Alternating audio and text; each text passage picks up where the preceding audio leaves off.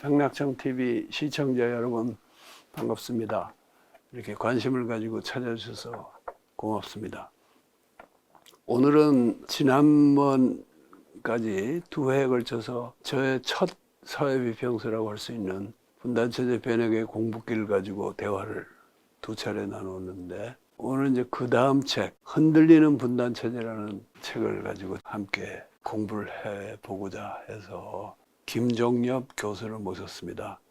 이제 곧 간단한 자기소개를 하시겠지만은, 김종엽 교수는 우리 사회학계의 참 중진 학자이고 창비하고도 인연이 깊고 창비에서도 많은 저서를 내고 그러셨어요. 간단히 자기소개 해주시고 그다음 토론을 주도해 주세요. 예, 알겠습니다. 예, 저 한신대학교에서 사회학을 가르치고 있는 김종엽이라고 합니다. 저는 대개 한 1999년경부터 창비에서 편집위원으로 합류해서 작업을 창비 여러 사람들과 함께 해왔고요. 그러면서 분단체제론에 대해서는 사실 저자 직강으로 구식 표현을 하면 해탈을 맞으면서 배워왔다고 할 수 있습니다. 그래서 저도 백 선생님이 하신 작업에 동참해서 창비에 이런저런 글을 실었고, 그것들 책으로 몇 년 전에 묶어서 분단체제와 87년 체제라고 하는 책을 낸 적도 있습니다. 분단체제론이 제기된 지 한 30년이 됐는데, 여전히 이제 그 용어 자체는 좀 널리 쓰이게 되었지만 그 이론이 가지고 있는 함의라든가 주요한 주장이라든가 이런 것들이 우리 사회에서 널리 그리고 깊게 이해되고 있지는 아직 못한 상황인 것 같습니다. 오늘 제가 선생님한테 여쭙고 선생님 답변을 들으면서 분단체제론에 대해서 좀 더 쉽고 올바른 이해가 좀 더 사회적으로 이렇게 전파되기를 바라는 마음이고요. 백낙청 TV에 저는 사실 사회 쪽보다 문학 얘기하는 쪽을 좀 애청해 왔던 편인데, 오늘 어쨌든 이렇게 그 즐겨보는 프로그램에 참여할 수 있는 기회를 주신 것에 감사드리고 이야기를 열심히 진행해 보도록 하겠습니다. 예. 그동안 안녕하셨는지, 요즘은 선생님께서 편집회에 안 나오시니까 가끔밖에 뵙지를 못하고 있는데요. 아무튼 오늘은 분단체제 변혁의 공부길에 이어서 이제 출간하신 흔들리는 분단체제론에 대해서 이제 이야기를 나눠서 선생님의 분단체제론과 그 공부길을 좀 따라가 보려고 합니다. 이게 94년에 이제 공부길이 출간이 됐고, 4년 뒤에 이제 이 오늘 저희가 다루는 흔들리는 분단체제, 이 책이 출간이 됐습니다. 두 책이 여러모로 이제 짝을 맞춰서 읽을 만한 가치가 있는 것 같습니다. 이걸 같이 읽게 되면 대략 한 1987년에서 외환위기 시기까지 한 10여 년 동안 한국 사회에서 일어난 일도 좀 볼 수 있고, 그 일에 대한 한 지식인이자 활동가가 어떤 생각을 했고 공부했고 그 성과들을 이렇게 담았는지, 이런 것들을 따라가 볼 수 있는 점이 됩니다.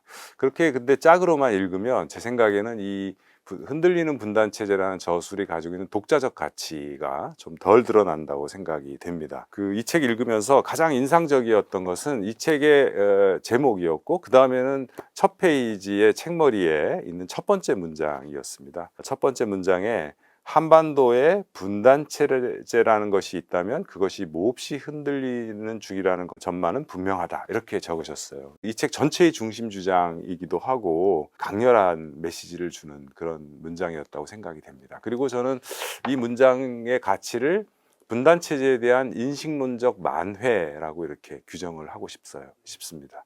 이게 약간 표현이 좀 어려운데, 어떻게 보면 이제 분단 체제 자체에 대한 인식으로서의 분단 체제론이라고 하는 것이 분단 체제가 흔들리게 되는 어떤 과정에서 인식이 이제 가시화됐다고 할 수 있는데, 이제 분단 체제가 이미 흔들리니까 그것을 인식한 분단 체제론이 마침내 분단 체제의 흔들리는 양상을 포착하게 되어져서 이론이 이제 현실을 따라잡았다는 의미에서 저는 이걸 인식론적 만회라고 부르고 싶습니다. 이런 그 만회의 계기가 어떤 것이었는지 선생님 말씀을 듣고 싶습니다. 이론이 현실을 못 따라가는 경우는 뭐 흔하죠. 대개 그렇지 않습니까? 미네르바의 부엌이는 해가 저물어야 뜬다 하는 유명한 말도 있고, 언제부터 흔들리기 시작했는가 하는 이야기는 그 다음 책에 낸 한반도식 통일 현재 진행형, 거기 가서 제가 조금 더 자세히 분단 체제의 시대 구분 같은 걸 얘기를 하는데, 2008년에 IMF 위기를 겪고 이 책을 내면서 하여간 뒤늦게나마 이게 분단 체제가 굉장히 흔들리고 있다는 생각을 하게 됐어요. 그래서 이제 IMF의 충격도 있고 또 그때가 이제 6.15 공동선언은 나오기 전입니다만은 남북관계 여러 가지 변화도 있고 국제 정세의 변화도 있고 그래서 이제 그런 실감을 그때는 갖게 됐던 것이고 그걸 조금 더 시대 구분까지 해서 정리한 건 또 더 지체된 인식이었습니다. 그래서 지체를 좀 만회했다 하는 말씀에는 제가 동의를 하고 그런데 이건 이제 남의 얘기해서 미안하지만 지체를 계속 만회 안 하고 있는 이론도 예. 너무 많지 않은가 예, 하는 맞습니다. 생각을 했고 그때 이제 내가 이 책에서도 뭐 그런 아직도 지체에서 못 벗어나고 있는 운동론이나 사회과학 이론에 대한 비판을 좀 했죠. 예. 그래서 만해의 계기가 뭐 이런 책을 좀 묶어서 내야겠다 하는 더 절실한 생각을 갖게 된 거는 IMF 그 당시지만은 사실 이 책에 실린 글들은 대개 IMF 이전에 쓰인 글들 아니에요. 그래서 그게 뭐 더 딱히 어떤 특정한 계기가 있었다기보다는 서서히 지체를 좀 극복해 왔다 이렇게 말씀드릴 수 있을 것 같아요. 예. 그 선생님께서는 이제 뭐 어느 정도가 이론적인 어떤 만회가 이루어졌는데도 그 이후에도 지체된 이론들이 많고 그러다가 이제 그게 좀 한 10년쯤 더 지나신 다음에는 화가 나셨는지 선천성 분단 체제의 뭐죠? 인식 이런 얘기도 그거는 그냥 분단 체제론을 못 따라온다는 거 아니고 예. 더 심하게 예. 특히 진보적인 논객이라는 사람들일수록 분단은 빼고 예. 근사한 얘기만 너무 하는 거예요. 그래서 선천성 분단 체제 그게 아니고 분단 인식 분단 인식 결핍 증후군. 아니, 우리나라가 분단국이라는 것 자체도 잊어버리고 얘기하는 사람이 너무 많은 것 같아서 그때 얘기했죠. 예, 예.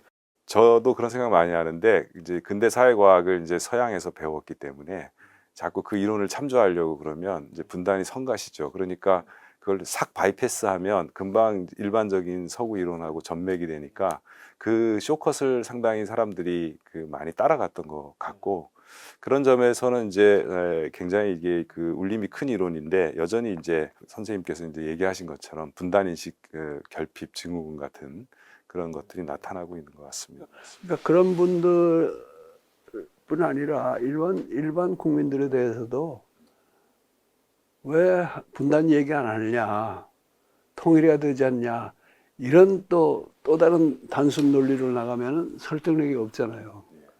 그래서 이제 분단 체제론을 이야기하는 거는 우리는 이 분단 국가일 뿐 아니라 이 분단이라는 현실이 한반도 전체에 걸쳐서 남과 북의 물론 다른 양상이지만은 이게 이미 체제화되어 있다 하는 얘기를 하고자 한 거고 그 체제화된 분단이 대략 87년경까지는 상당히 안정된 시기였죠. 물론 그 사이에도 기복은 있지만은 안정된 시기이다가 87년을 전후해서 흔들리기 시작했다 하는 인식은 이제 조금 더 그야말로 지체돼서 나타나게 됐던 겁니다. 그래도 이제 많이 만회가 일어났다고 생각이 되고요. 이 흔들리는 분단 체제에 있는 여러 강론에 있는 글들을 조금 살펴보는 얘기로 진행을 해보고 싶습니다. 다 다루기는 좀 어렵지만 우선 제일 첫 번째 등장하는 그 분단 체제 극복 운동의 일상화를 위해라고 하는 이제 가장 두툼한 글이 대개 이제 97년에 쓰여진 것인데 이전에 공부길로부터 한 3, 4년 동안의 성찰을 이제 담고 있는 책이라고 생각이 됩니다. 주로 이제 운동론이 중심이 되고 있는데 기존의 뭐 계급 중심적인 이른바 이제 PD라고 하는 입장이라든가 민족 중심적인 입장이 NL 사이에 분열도 심했던 시기고 또 이제 여성 운동과 생태 운동이 굉장히 확 발전하고 있는 시기였는데 이 운동 전반의 반목이 굉장히 심했다라고 하는 것을 요즘 사람들은 별로 인식을 못할 것 같습니다. 그때는 이제 운동이라는 게 굉장히 제한된 자원이 있기 때문에 자기 운동으로 모든 게 이렇게 집중돼야 된다는 생각들이 굉장히 강했고 그래서 더 그랬던 것 같은데 선생님께서는 이제 이 운동의 분열이나 반목을 극복하기 위해서 이제 분단 체제 극복의 운동 그리고 그것을 좀 지구적인 것과 국지적인 맥락을 결합하는 그런 방식으로 진행해야 된다고 얘기하시면서 이런 말씀을 거기에 적으셨어요. 세계체제 변혁운동에 참여하는 경우라도 분단체제 변혁운동에 의한 매개작용은 필수적이다. 세계체제 변혁이란 워낙 거창한 과제여서 애당초 꿈꿀 엄두조차 포기하거나 반대로 남한 노동자 계급에 의한 혁명으로서 세계혁명에 불을 댕긴다는 식의 허황된 꿈에 빠져들기 십상인데 남북을 아우르는 분단 체제가 현존 세계 체제에서 얼마나 중대한 고리를 형성하는 독특한 하위 체제인지를 깨달을 때 분단 체제를 허무는 사업이야말로 다른 어떤 곳에서 사회주의 체제를 하나 더 건설하는 것보다 훨씬 뜻깊은 성취가 됨을 인식할 수 있다. 제가 이 책 읽을 때 굉장히 충격적인 문장이었습니다. 분단 문제를 중시하는 그 사회 운동은 되게 이제 민족주의적인 운동이라고 치부하는 경우가 굉장히 많았는데 굉장히 놀라운 문제 제기였다고 생각이 되는데 이 주장에 대해서 다시 한번 좀 설명해 주시면 감사하겠습니다. 다른 어느 곳에서 사회주의 체제를 하나 더 건설하는 것보다 할 때 사회주의 체제는 따옴표가 붙어 있죠. 예. 그거는 이제 그 세계 체제론하고도 관련된 발상인데 사회주의가 실현되려면은 어느 한 군데 특히 후진국 같은 데서 뭐 사회주의 운동가가 집권해서 사회주의 체제가 성립되는 건 아니기 때문에 거기 이제 따옴표를 붙인 거죠. 그래서 그 정도의 변화가 물론 그 지역으로서는 획기적인 변화겠지만은 전체 세계 체제 변혁 운동에서는 오히려 한반도의 분단 체제가 해소되는 게 더 큰 변혁일 것이다 하는 주장인데 사실은 그 주장은 좀 엄밀히 점검을 해봐야죠. 예. 뭐 내 나름으로 독일 통일하고도 비교하고 베트남 통일하고도 비교하고 하면서 좀 점검을 시도했습니다만 어쨌든 그거는 뭐 여기서 그냥 간략히 그렇게 주장만 했고요. 우리 사회과학계나 또는 운동권의 맥락에서 보면은 80년대 사회 구성체 논쟁이라는 게 있었잖아요. 사구체 논쟁.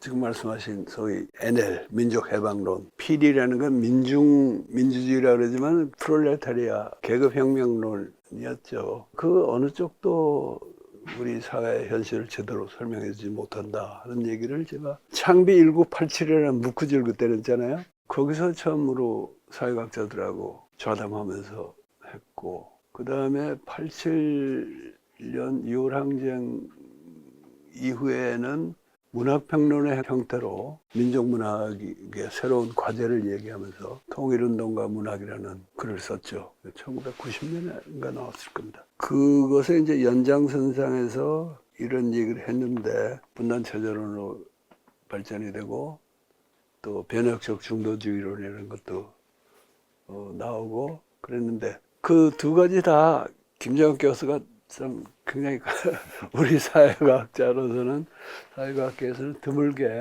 네. 관심을 갖고 분단체제와 발전된 체제라는 책도 쓰셨고 아까 또 변혁적 중도주의에 대해서 따로 논문을 내셨잖아요. 그래서 그 얘기는 나중에 하는 게 또 나을 다른 것 글과 같아요. 관련해서 또 얘기하실 될 것 네, 같습니다.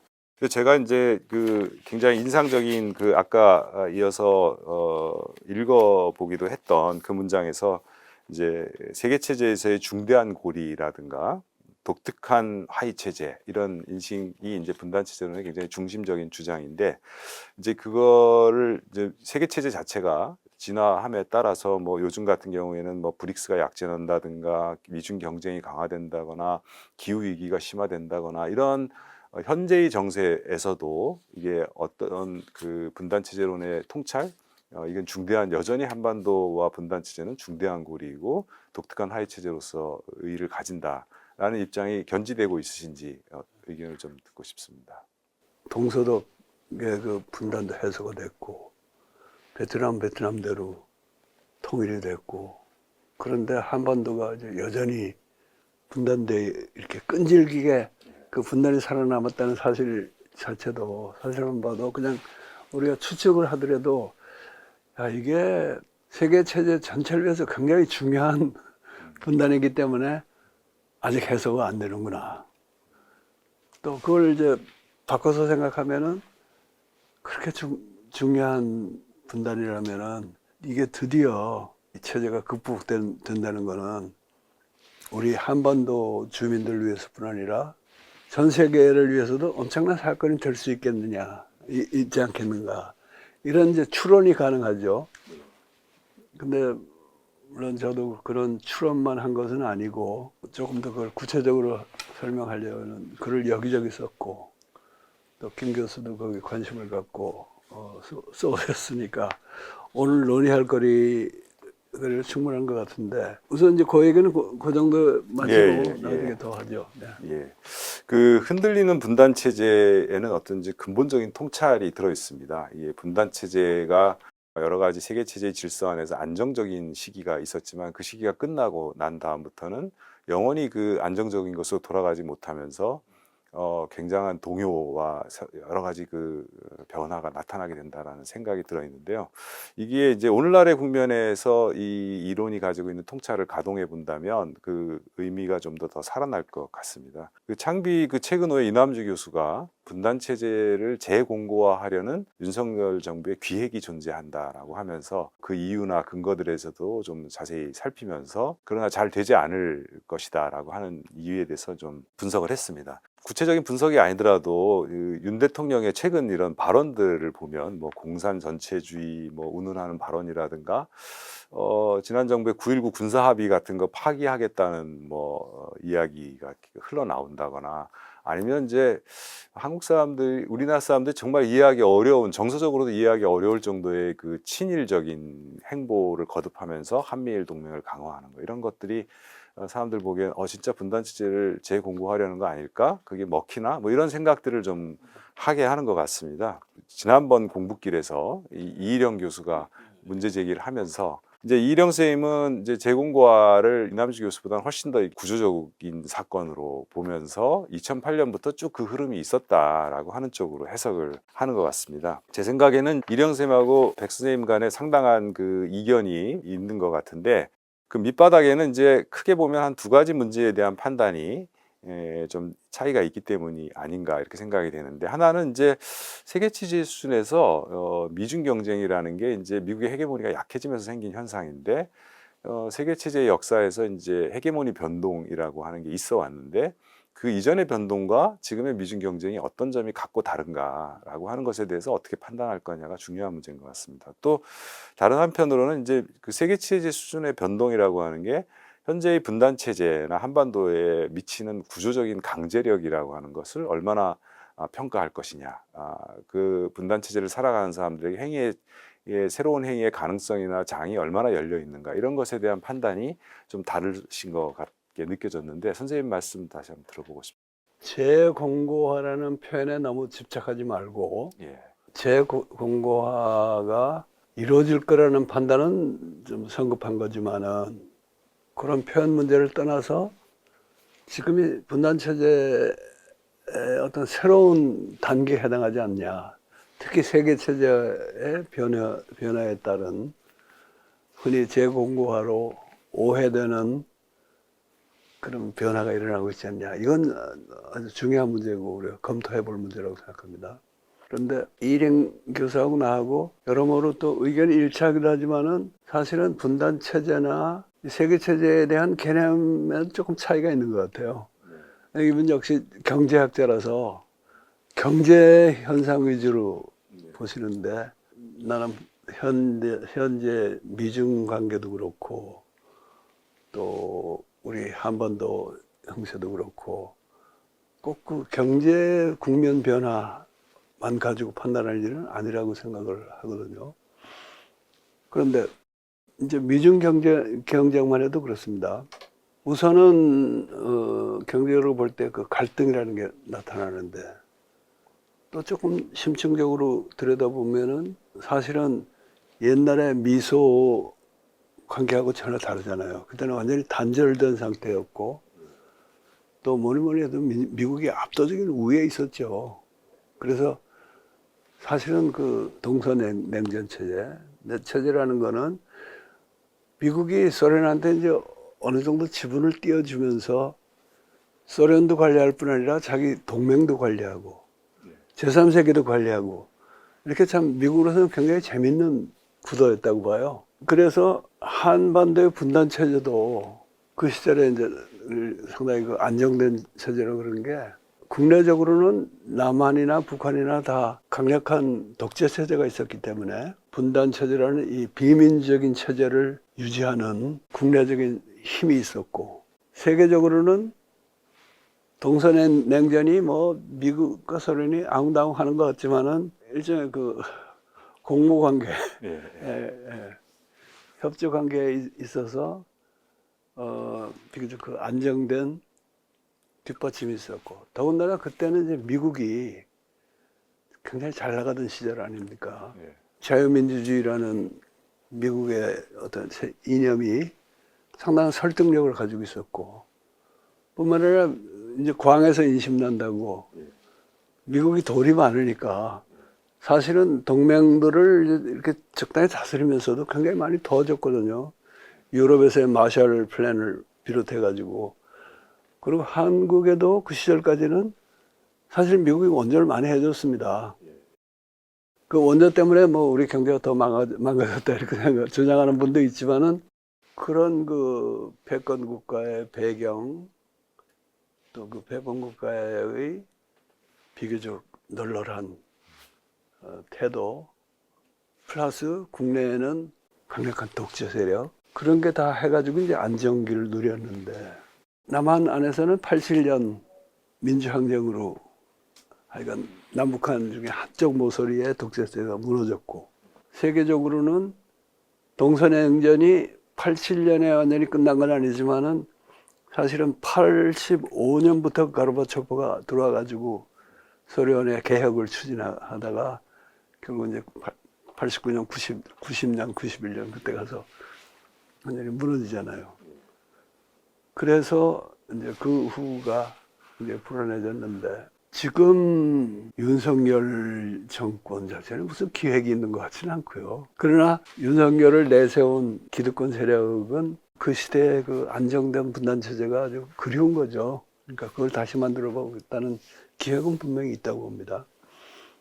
그리고 미국도 그렇게 안정된 상태로 한국 분단을 유지하고 싶어 할 거고 그런데 그때하고 달라진 게 미국이 이제 그런 실력이 없잖아요. 질서 유지할 실력이 없고 그 대신 중국과의 이런 갈등이 생기면서 그것이 소위 신냉전으로 발전할 가능성이 있는데 모르겠어요. 그게 어디까지 갈지는 저도 모르겠지만은 우선 미국하고 중국은 경제적으로 말하면은 지금도 나는 그 뗄래야 뗄 수 없는 관계라고 보거든요. 그러나 그것만 믿고 신냉전은 없다 그러기에는 미국이 워낙 다급해진 거예요. 그래서 한편으로는 경제적으로는 사실은 중국하고 계속 관계를 좋게 가져가는 게 유리한데 헨리 키신저 같은 사람이 이제 그걸 강조하는 거 아니에요.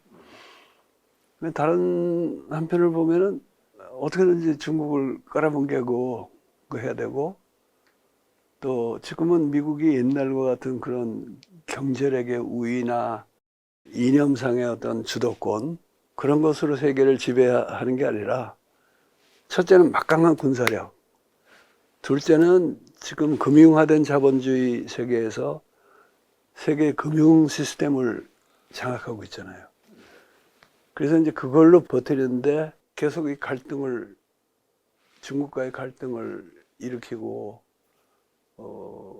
중국을 포위하고 뭐 안 할 수가 없는 상태인 것 같아요. 그래서 옛날하고 다른 게 옛날의 패권 질서라는 거는 그 패권국의 경제적인 이득하고 정치적인 계산이 되게 합치가 돼서 그 패권 질서에 유지했는데 지금은 미국의 사실은 실질적인 경제적 이득하고 미국의 정치적 군사적 목표가 이게 엇나가는 상태 같아요.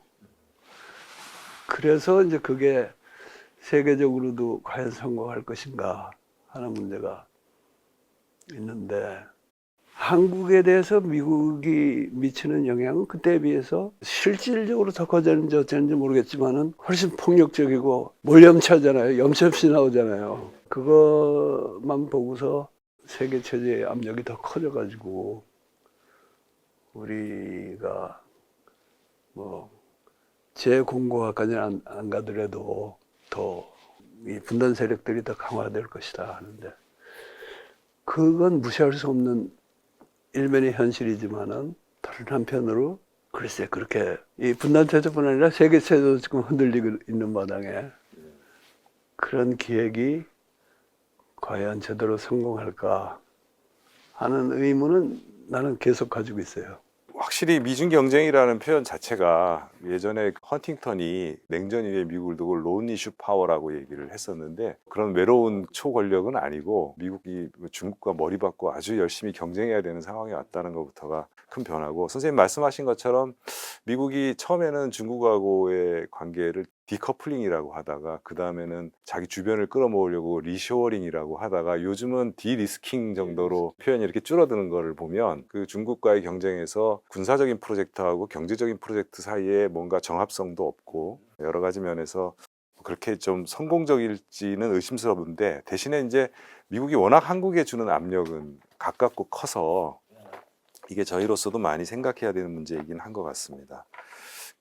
어쨌든 이령 선생님의 문제의식은 아까 선생님께서도 수용하신다고 얘기한 것처럼 분단 체제가 흔들리고 있을 때 그 안에 세계 체제의 변화에 따라서 분단 체제가 어떻게 적응하는가라고 하는 구조적 변모를 따라서 좀 우리가 연구할 필요가 있다, 이런 점에서는 이령 선생님의 의견을 많이 수용하시는 것 같기도 합니다. 그런 점에서는 이령 선생님의 논의를 이제 좋은 문제 제기로 생각하고 뭔가 조금 더 생산성 있는 결과물을 좀 내야 되는 때가 아닐까, 이런 생각이 들기는 합니다. 사실은 분단 체제 유지를 위해서 꼭 필요하지도 않을 정도의 친일 행각이라든가 예, 민생 파괴라든가 예, 민주주의 파괴 이런 그 퇴행 현상을 보여주고 있잖아요. 이거를 어떻게 이해하고 어떻게 처리할 거냐에 따라서 또 이 판단이 달라질 수 있다고 봅니다. 이것을 나는 이게 촛불혁명 이후에 벌어진 변칙적 사건이라고 보기 때문에 지금 윤석열 정권이 무슨 분단체제 재공고화의 기획식이나 가지고 예, 뭘 한다고 안 보고 예, 우리 국민들이 지혜와 역량을 모아가지고 이런 변칙적 사건을 빨리 정리해야 된다고는 주장이기 때문에 만약 그런 정리가 이루어진다면요 세계 체제와의 관계도 많이 달라질 것이고 분단 체제도 오히려 좋은 의미로 흔들리는 시기의 연장이 될 수도 예, 있지 않을까 그런 이제 희망을 갖고 있죠. 예, 알겠습니다. 흔들리는 분단 체제에서 두 번째 글 얘기를 좀 하고 싶습니다. 이 글은 IMF 시대의 통일 사업이라는 글인데 여기 이 책에 묶인 글들이 대부분 어디 다른 곳에 먼저 쓰셨던 글인데 비해서 책을 위해서 새로 쓰신 글인 것 같습니다. 근데 아마 이제 책을 내시는 게 98년이고 외환위기가 한창 진행돼서 온 나라가 시끄러울 때니까 그 당시 상황에 대한 어떤 진단하는 글을 쓰시는 게 이 책의 현재적 의의를 살리는데 필요하다고 생각하셨던 것 맞습니다. 같습니다. 이게 이 책이요 내가 낸 다른 남북관계라든가 한국 현실에 관한 책 치고는 이게 얇아요. 그래서 아까도 잠깐 말씀드렸지만은 IMF를 겪으면서 아직 뭐 이렇게 큰 책을 만들 분량은 안 되지만 이거 빨리 좀 내면 좋겠다, 내야겠다는 생각을 하게 됐고 그래서 그냥 내기는 IMF 겪고 내면서 IMF 이전에 쓴 글들만 모아내는 건 좀 민망하고 그래서 한 편을 새로 썼고 그러니까 이 책에서는 머리말 하고 지금 말씀하신 제2장이죠. IMF 시대의 통일 사업이라는 그 두 글만이 IMF를 겪은 뒤에 쓴 글들입니다. 여러 가지 당시 사건에 대한 진단, 이거 보면서 제가 들었던 생각은 평균 대위를 걸어가는 선생님의 모습이랄까요? 뭐 이쪽으로도 저쪽으로도 늘 떨어질 수밖에 없는 굉장히 가파른 길을 균형을 잡으면서 판단하고 뭐 그러려는 노력이 아주 돋보이는 그런 글이라고 생각이 됐고요. 오늘날의 관점에서 보면 한 두 가지 정도가 저한테는 이제 이 글에서 인상적으로 다가오는데, 하나는 이제 그 당대 사건에 대한 진단을 하시면서 사회운동론적인 개입을 하시려고 했습니다. 근데 그게 아까 우리가 그 다루었던 그 분단체제 극복 운동의 일상화에서도 여러 운동 노선들에 대한 그 논평들이 존재하지만 이 글에서 훨씬 더 그게 좀 예각화되는 느낌을 받습니다. 그리고 이게 나중에 가면 이제 변혁적 중도주의로 수렴될 만한 아이디어들이 쭉 전개되는 것 같습니다. 아까 뭐 잠깐 얘기가 나왔지만 저도 이제 선생님 그의 변혁적 중도주의에서 논평하는 글을 좀 세계체제론 관련해서 쓰기도 했었는데, 그래서 이제 더더욱 이 변혁적 중도주의라는 아이디어가 특히 외환위기와 전맥되면서 좀 더 선명해졌던 그런 과정에 대해서 들어보고 싶습니다.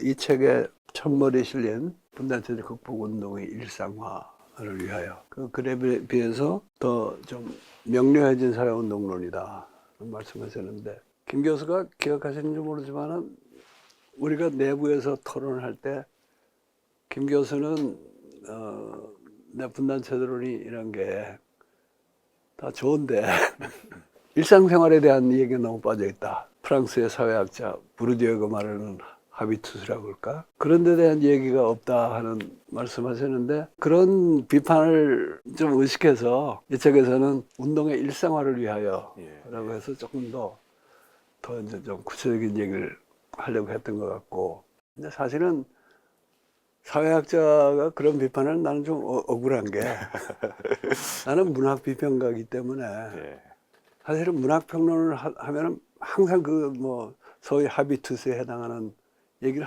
하고 있거든요. 그러니까 그걸 이제 함께 읽어주셔야 되는데, 그러나 분단체제론이라든가 뭐 사회운동론을 펼칠 때 그런 문제 더 유의해야겠다 하는 생각을 이제 해서 그 글을 썼던 것이고, 만약에 그런 그 사회운동론이 일상화 그 글에 비해서 이 두 번째 글에서 더 명료화됐다 그러면은 그건 난 아주 굉장한 칭찬으로 받아들이겠습니다.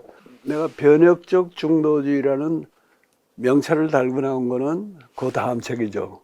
그 다음 책인데, 지금 지적하신 대로 사실 이 책 안에도 그렇고 심지어는 그 전에 그래도 변혁적 중도주의로 발전할 그런 싹들이 도로도 여기저기 좀 심어져 있습니다.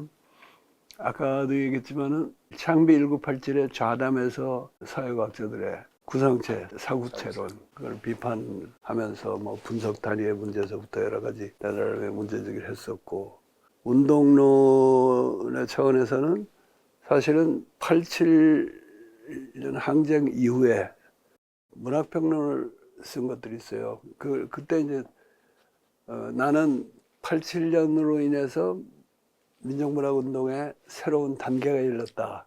또 민족문학과 민족문학 운동에 그런 주장을 해서 89년, 90년에 걸쳐서 이제 그런 얘기를 했는데, 통일운동과 문학에서는 6월 이후에 세 가지 시각이라고 얘기하면서 익숙한 표현을 쓰면, 하나는 NL식의 통일론, 또 하나는 PD론이고, 또 하나는 그런 그 사구체라는 이런 문제에 별 관심이 없는 자유주의적인 개혁론이랄까? 그 세 가지 시각이 이제 결합이 돼야 된다는 얘기를 했어요. 근데 요즘도 뭐 저 진보 대연합 얘기하고 그런 사람들이 NL 계통의 진보 정당하고 PD 계통의 진보 정당이 결합돼야 한다는 얘기를 하는데, 나는 그건 애당초 불가능한 얘기, 그때도 불가능했고 지금도 불가능하다고 봅니다. 그런 것이 가능하려면은 그거 양자 결합이 아니라 삼자 결합이 돼야 돼요.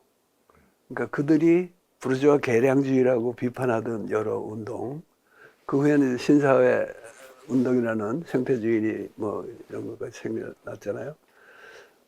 그런 것을 수용할 만한 자기 변화가 있어야 되고, 또 그 운동은 그 운동대로 NL이나 PD나 다 그들 나름대로 유효한 문제의식이 있다는 것을 수용하는 가운데 이게 삼자 결합이 해야지 드디어 양자 결합도 가능한 거지. 그래서 이제 그런 얘기를 90년대 초에도 했고, 이제 이 책에 오면은 여기저기서 그 비슷한 얘기들이 나오죠. 변혁적 중도주의라는 표현은 안 썼지만은 이후에 변혁적 중도주의로 수렴될 만한 아이디어들이 개진되고 있다는 이야기는 맞고요. 변혁적 중도주의 얘기가 났으니까 말인데, 나는 그 2019년 봄인가 장비 예. 그 김 교수가 쓰신 변혁적 중도주의와 자유주의, 예. 그걸 그래서 굉장히 감동했어요. 아, 예.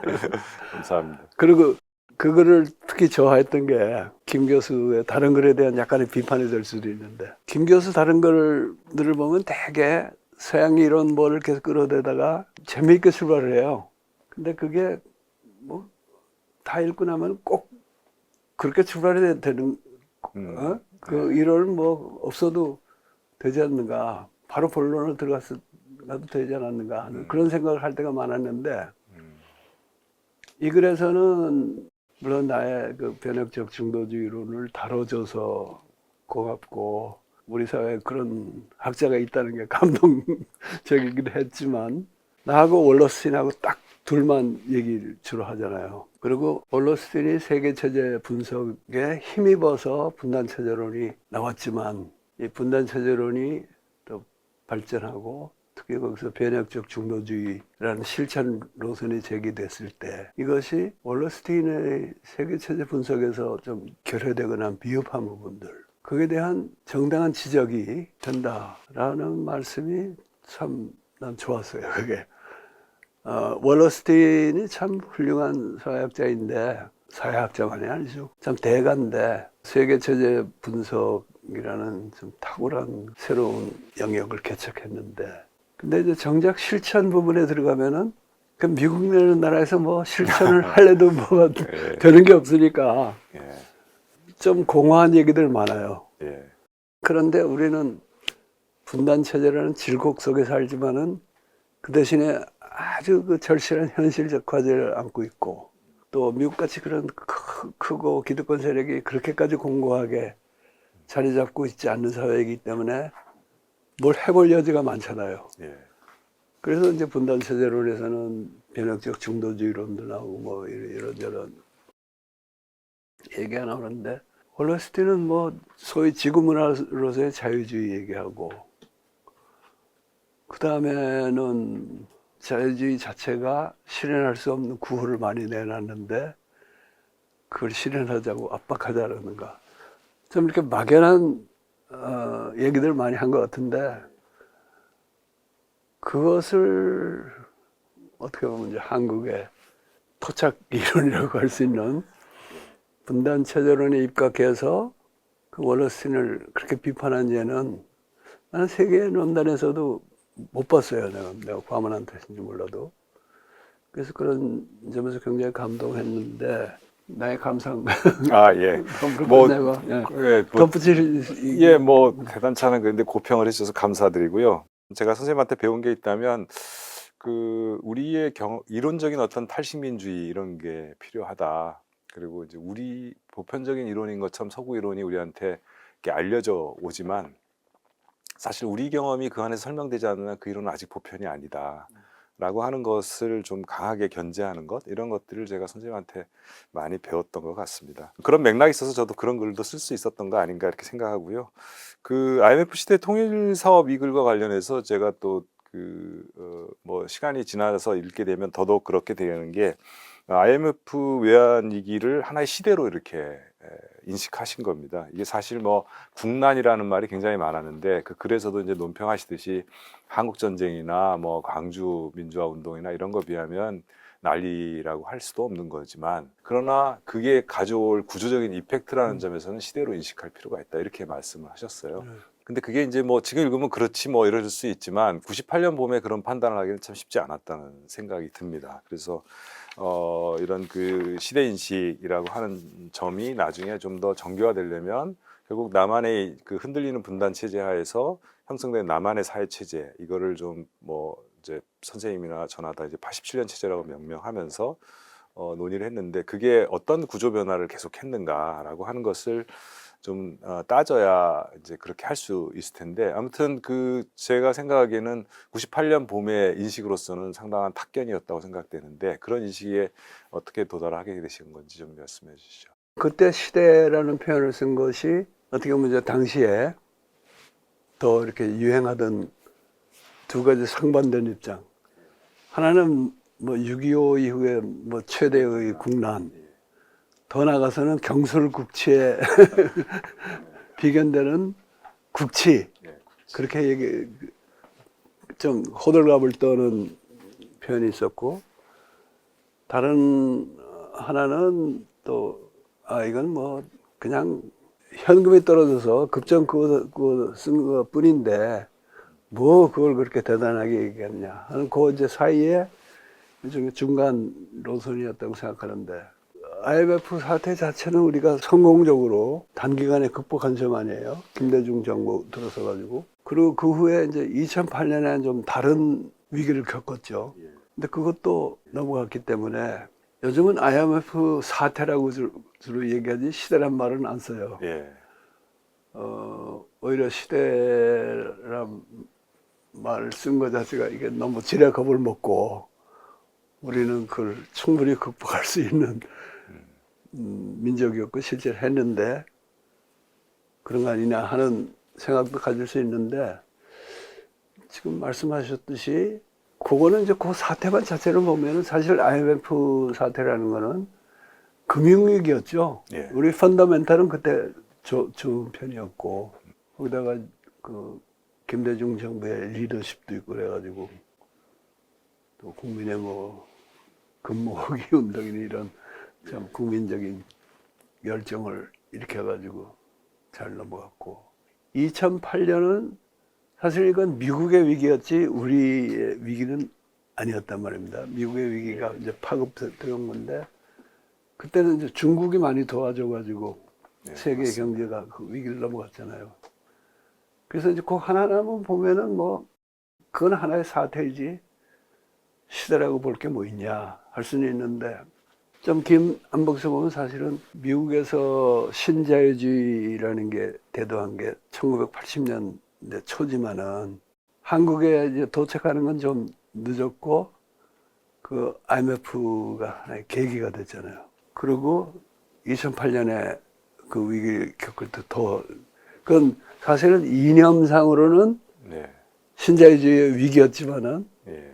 신자유주의자들은 더 득세하는 그게 됐는데 예. 그 영향을 우리가 또 받고 그래서 꼭 두 사건뿐 아니라 되게 IMF를 계기로 이 사회가 그런 미국의 신자유주의 체제에 더 깊이 연루되고 더 많은 압력을 받게 되는 그런 하나의 분단 체제의 한 단계라고 할 수 있는 그 내부적인 하나의 시대 구분이 가능한 정도는 된 것 같아요. 1997, 8년하고 2008년, 9년 그 무렵의 사태가 비슷한 점도 있고 다른 점도 있다고 했는데 나는 특히 그때 제일 큰 차이 중에 하나는 정치적 리더십의 차이였다고 봐요. 국민과 함께 다짐하고 결의한 바대로 1년 반 만에 IMF 외환 위기를 완전히 이겨냈습니다. 김대중 대통령을 보면은 뭐 어쩔 수 없이 그야말로 목에 칼 대고 요구하니까 그걸 수용하지 않을 수가 없었지만은 수용하면서도 그것을 한국의 그 오래된 적폐들을 청산하는데 활용하려는 노력을 많이 했고 또 IMF의 과도한 간섭에 대해서는 조금이라도 저항하려는 모습을 보였고요. 그 다음에 더 중요한 거는 이분은 타개책을 어디서 구했냐면은 남북관계라는 블루오션을 하나 새로 개척하는 걸로 갔는데 이명박 씨는 정반대였어요. 미국의 신자유주의에 대해서는 무조건 두 손 들고 그 다음에 그걸 뭘로 해결하려고 그러냐면 노동운동과 민중 탄압 그리고 북에 대해서는 적대정책 강화 그래서 뭐 나중에는 천안함 사건을 계기로 완전히 남북관계 단절까지 하고 역시 우리 주체적 대응이라는 게 굉장히 중요하다는 것을 그 두 사건을 두 사태를 비교하면서도 우리가 실감할 수 있지 않을까 싶어요. 예, 확실히 내부와 외부의 압력, 그 내부에서 이제 선택해 나가는 그 행위자들의 목 이런 것들이 균형 있게 봐야 된다는 말씀으로 받아들여집니다. 이 책에 이제 주목할 만한 글들이 꽤 많습니다. 2부에 가면 이제 김일성 주석 사망 직후의 한반도 정세를 다룬 글도 있고요. 그다음에 여러 가지 이론적으로 굉장히 의미심장한 글로는 민족문학론, 분단체제론, 근대 극복론 이런 글도 있습니다. 여기서는 10번째 글인 6월 민주항쟁의 역사적 의의와 10주년의 의미 이 글을 좀 논의를 좀 해보고 싶습니다.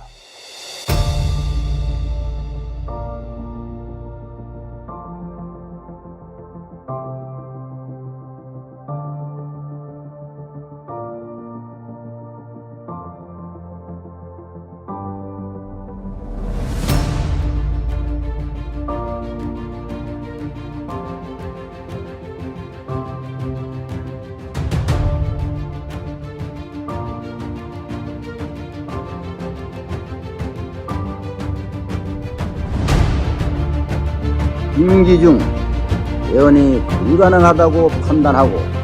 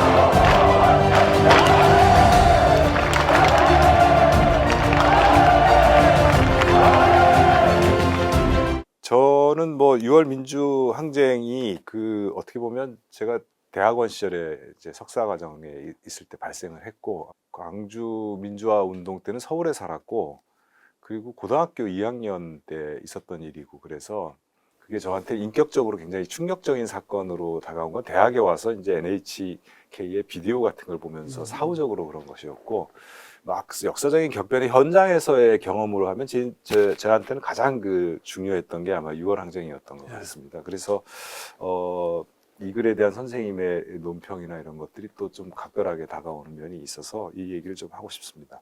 이 글에서 저한테 인상적으로 다가오는 건 그 첫 번째 소제목입니다. 충분히 기념되지 못한 6월 항쟁.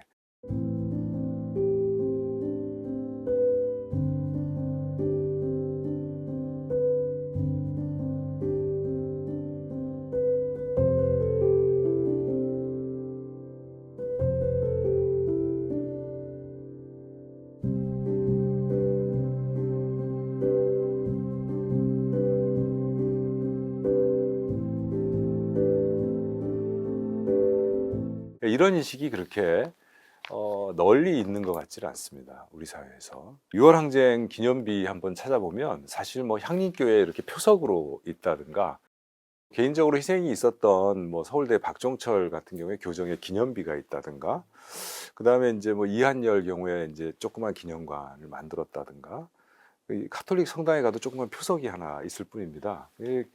그 이후에 그 사건 자체의 중요성이나 그 이후에 한국 사회에 미친 영향이나 이런 걸 보면 굉장히 중요한 사건이었는데 공식적인 국가기념 행사도 없고 지금도 그건 나중에 지정이 됐는데 올해는 윤석열 정부가 아무도 안 갔어요.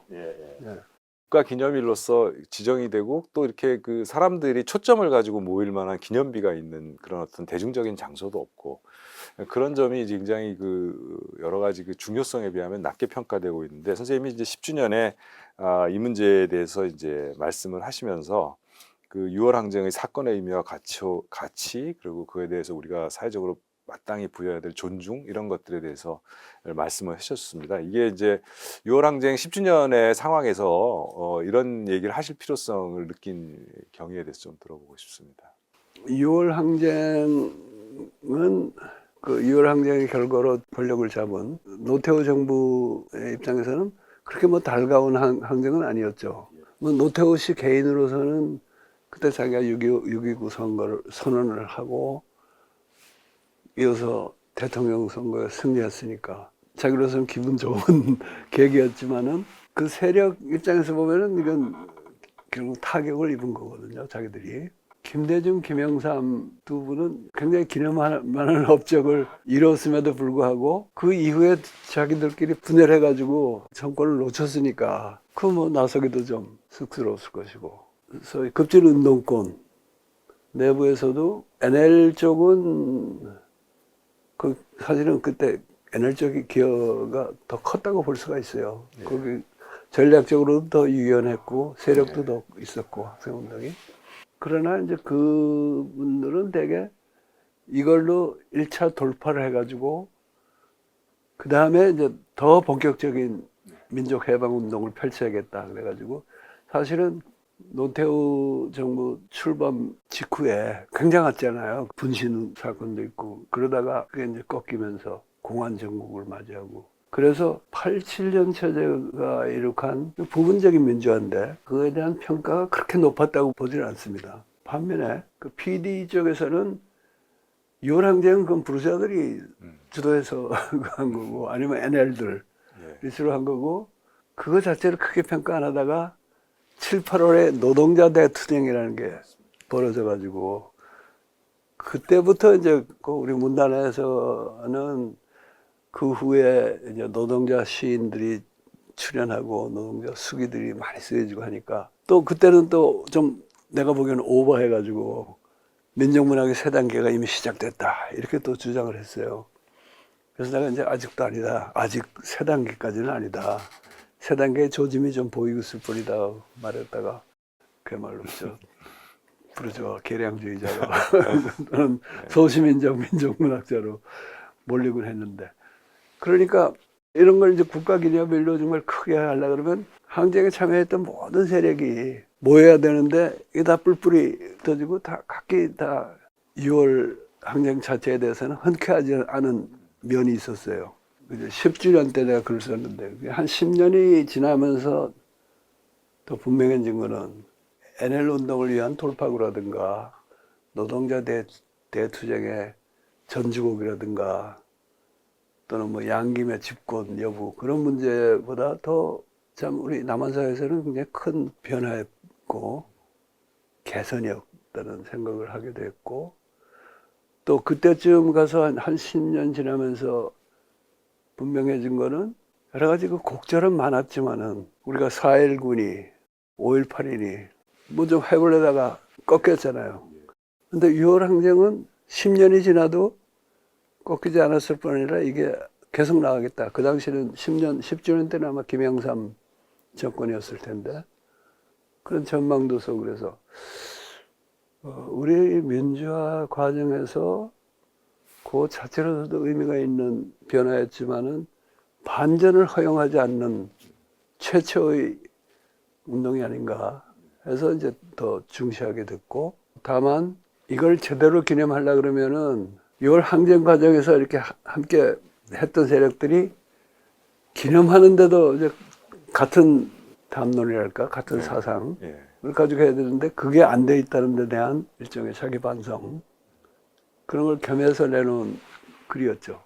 뭐 그 당시에 여러 정파들이 가졌던 그 6월 항쟁에 대한 좀 생각들 이거 자체에 대한 역사적 반성이 있어야 이 6월 항쟁에 대한 온전한 국민적 기념 이런 것들이 도출될 수 있을 것 같습니다. 저는 이제 선생님께서 어떤 사건의 의미를 굉장히 깊게 숙고하고 그 사건이 가지는 가능성, 의미 이런 것들에 대해서 천착하시는 것들이 굉장히 인상적인 게 있는데 이게 6월 항쟁과 마찬가지로 촛불혁명에 대한 글에서도 많이 나타나는 것 같습니다. 그래서 비교적 최근 저작인 근대 이중과제와 한반도식 나라 만들기 그 책에서 이제 많이 모아져 있는데 촛불항쟁 때는 사실 모든 사람들이 의문의 여지 없이 이것은 위대한 사건이다라고 얘기했지만 지금에 와서 몇 년 지나지도 않았는데 그냥 덧없는 그 겨울날의 일장 춘몽처럼 생각하는 태도도 많이 늘어난 것 같습니다.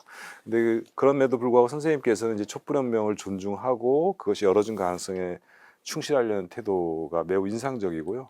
신동엽의 시를 인용하면서 쓰신 그 글 제목이 참 인상적인데 하늘을 본 뒤에 무엇을 할까라고 하는 글 그리고 그 제목이 함축하는 마음의 자세에 대해서 좀 말씀해 주십시오.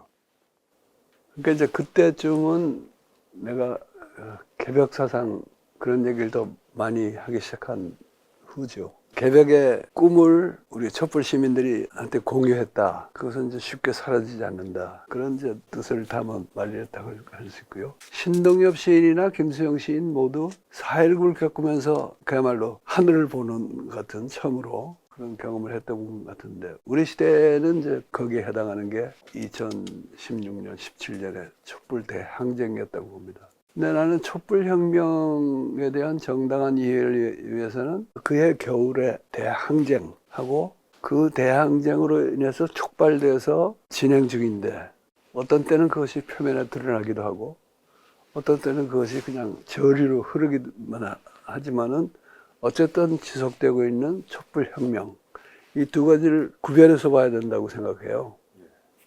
그래서 이제 그런 얘기를 지금 말씀하신 근대 이중과제와 한반도식 평화 만들기라는 저서에서 주로 얘기를 했는데 촛불 대항쟁 자체를 혁명이라고 보는 사람들은 우선은 혁명 연구자들에 의하면은 야 그게 무슨 혁명이냐 하는 반론에 학술적인 반론에 부딪히죠.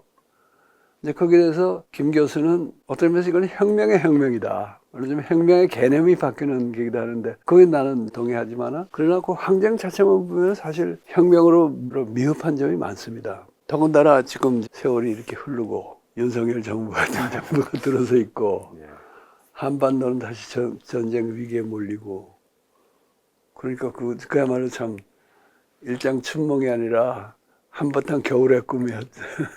그런 느껴지는 거 느껴지기도 하는데 그래서 촛불 대항쟁은 그 대항쟁 자체로 굉장히 위대한 사건, 그야말로 전무후무한 사건일 거예요.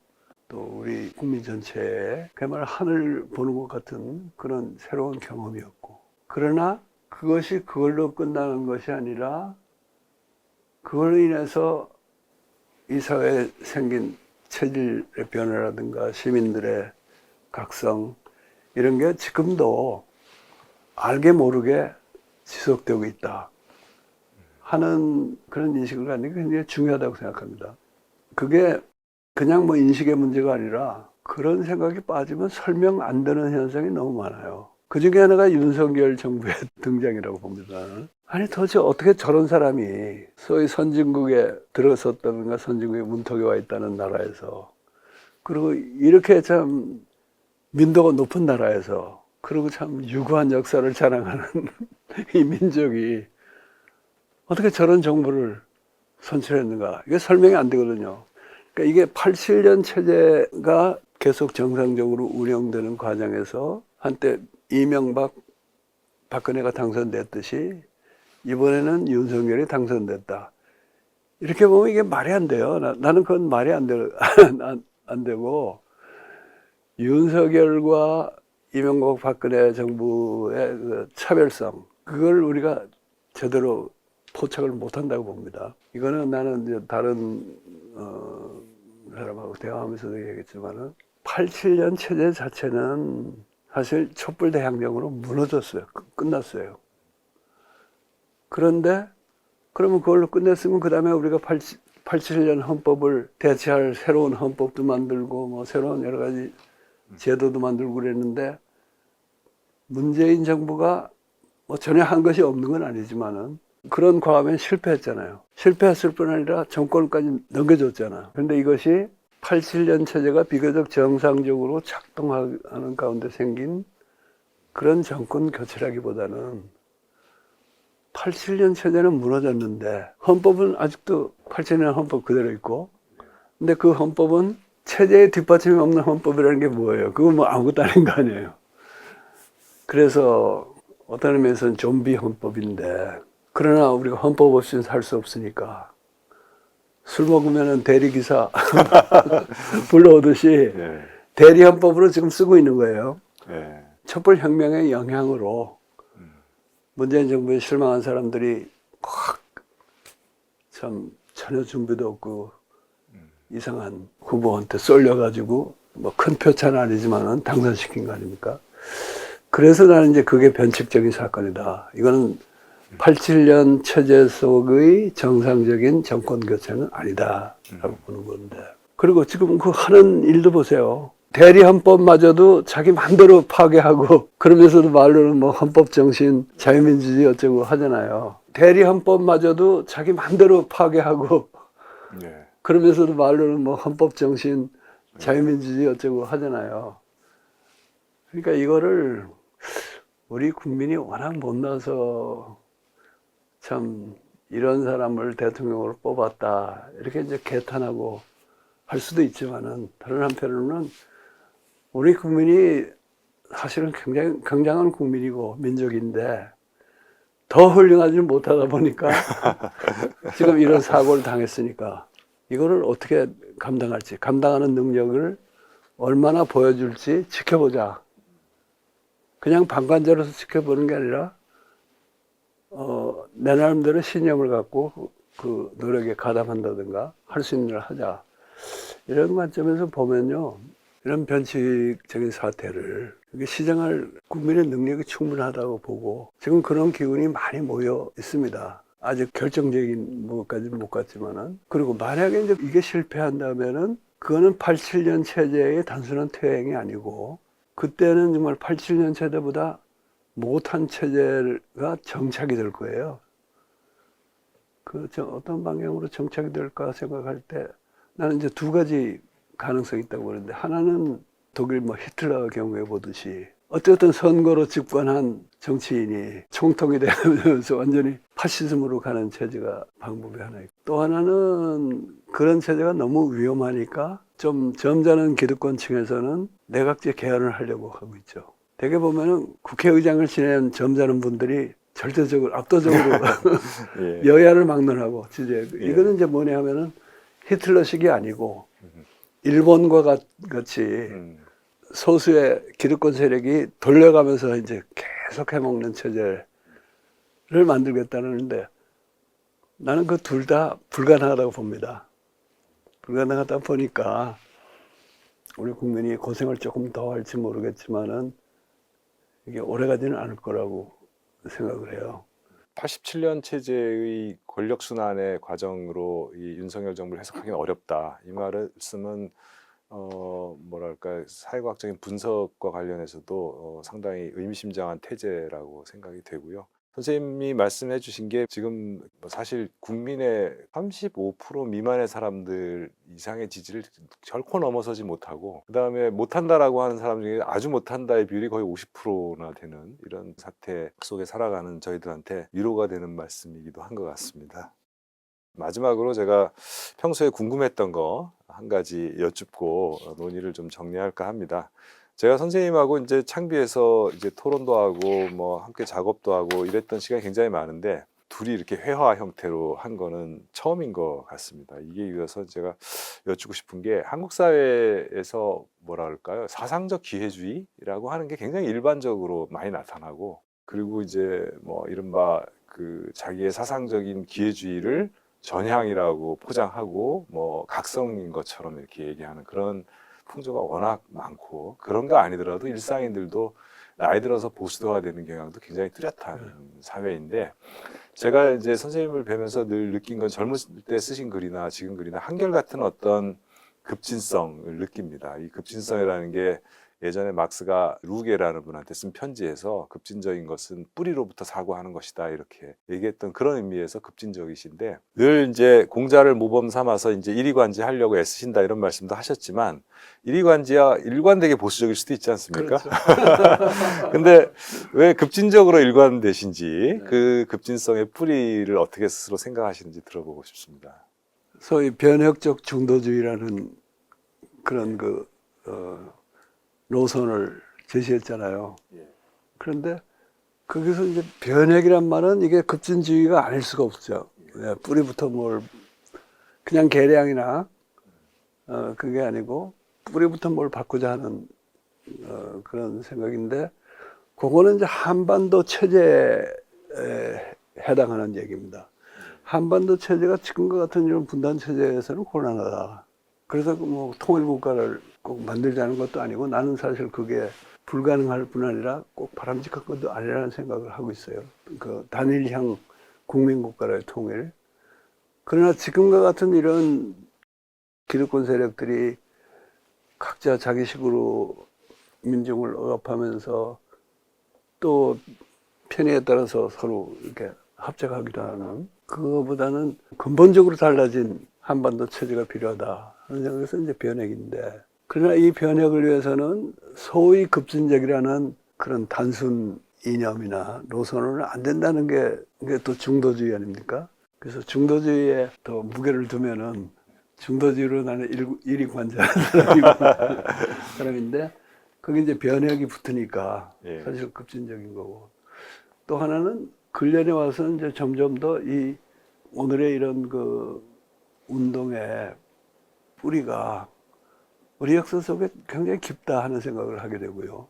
특히 19세기 중반의 그 동학 운동 같은 거, 그 후로 진행되어 온 소위 후천 개벽 운동, 이런 큰 흐름 속에 지금 우리 분단체제 극복 운동도 진행되고 있다는 생각을 하는데 개벽 사상이라는 게 굉장히 불안한 사상 아닙니까? 아니 그래서 수은최재우 선생은 처형당했고 예. 그 바로 후계자인 해월 선생도 35년간 도발이 생활하다가 예. 결국 잡혀서 처형당했고 그 후에 동학을 곧바로 잊지 않았지만 독자적인 사상과 교단을 만든 분이 소태산 박중빈 선생인데 이 양반은 수은 선생의 전철을 안 밟고자 굉장히 조심을 했어요. 그래서 원불교 교단을 만들고도 그게 이제 불법연구회라는 일종의 위장간판을 내세운 거죠. 그러나 이제 제자들하고 얘기할 때 보면은 지금 조선은 어변성령 되어가고 있는 중이다. 장차 세계적으로 정신의 지도국이 될 것이다. 이런 그 엄청나게 불안한 발언을 했고 또 그걸 실천에 옮긴 분이거든요. 그런 그 후천개벽 운동을 내 나름으로 이어가겠다는 생각을 하면은 이 세속적인 입장에서 보면은 레디컬하지 않을 수가 없는데 정말 얼마나 이리관계했는지는 모르겠습니다. 예. 그 뭐 간단하다면 간단하고 뭐 좀 복잡하다면 복잡할 수 있는 마지막 질문으로 여쭙고 싶은 거는 선생님께서 이제 그 자신의 어떤 급진적 입장을 표현한 어휘로 극복, 변혁, 대전환 그리고 최근에 이제 개벽이라는 말을 많이 쓰셨는데 또 공부길 찾아보면 이미 개벽과 통일 이런 글도 쓰셨더라고요. 그런데 이런 표현들의 의미와 그 조금씩 달리하면서 쓰시는 의도나 이런 것들을 좀 한번 또 여기 시청자들에게 설명해 주시면 좋겠습니다. 그때그때 문맥에 따라서 또는 염두에 둔 독자층이나 오디언스에 따라서 그 표현이 좀 달라지지만은 그 개념들이 다 같은 층위의 동의어들은 아니죠. 예. 근데 지금 그 개벽 얘기가 공부길이라는 그 책에도 이미 나온다고 예. 쓰셨는데 사실 그 책에서 권도에 있는 분단 체제의 인식을 위해라는 글하고 뭐 맞먹을 정도의 비슷한 길이를 가지고 또 내 나름으로 굉장히 중요하게 보는 개벽과 통일은 짧은 글이고요. 물질 개벽 시대의 공부길이라는 글이 있습니다. 그게 1992년에 어디 가서 강연을 했고 그걸 이제 93년에 손을 봐가지고 그 책에 실었는데 내 나름으로는 이제 개벽에 대한 관심은 오래됐죠. 그러나 지식이 워낙 짧아서 동학 공부에서 출발하기보다는 오히려 이제 원불교하고는 인연이 많으니까 원불교 소태산 사상 속의 개벽 사상을 먼저 연마를 하다가 나중에 동학 더 본격적인 관심을 갖게 됐는데 변혁이라든가 뭐 이중과제론, 변혁적 중도주의론 이것하고 가령 개벽이 똑같은 층위의 개념은 아니다라고 했는데 이중과제로는 근대라는 이 세계사적인 큰 시대에 우리가 편입이 되고 체제, 근대 세계 체제에 편입이 되고 그것도 우리는 이제 상당히 불행하게 편입이 됐고 불행한 경험을 많이 쌓았잖아요.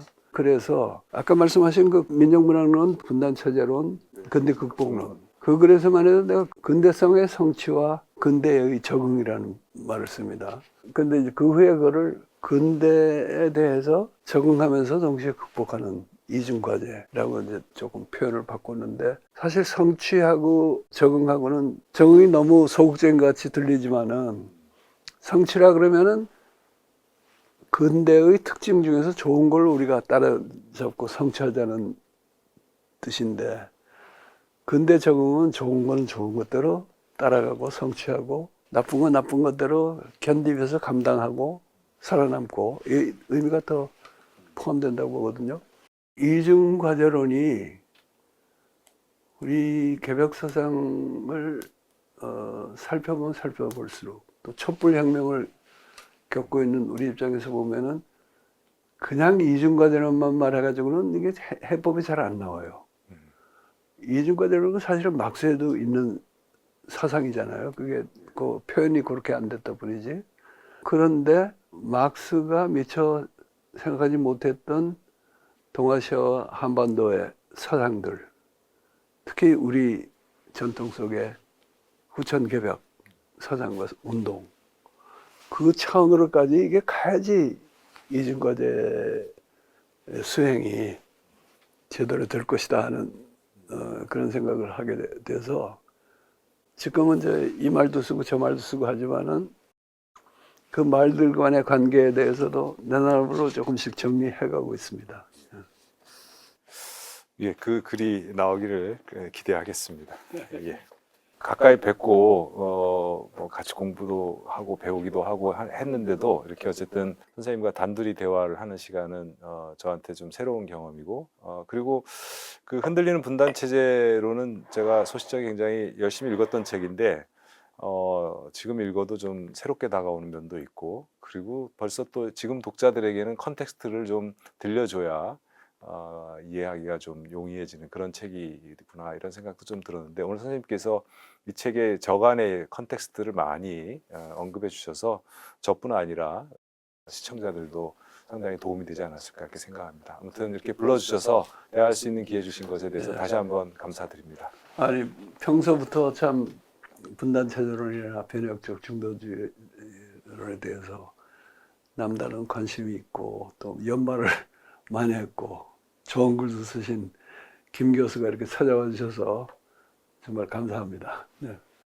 백낙청 TV의 시청자 여러분 끝까지 경청해 주셔서 감사합니다. 다음번에도 이 책을 가지고 이제 다른 분하고 더 이제 문학과 관련된 이야기를 많이 섞어서 해볼 생각이고요. 그 이후로도 또 다른 비평서를 가지고 한동안 좀 계속 해볼 생각입니다. 많은 관심을 갖고 지켜봐 주시기 바랍니다. 감사합니다.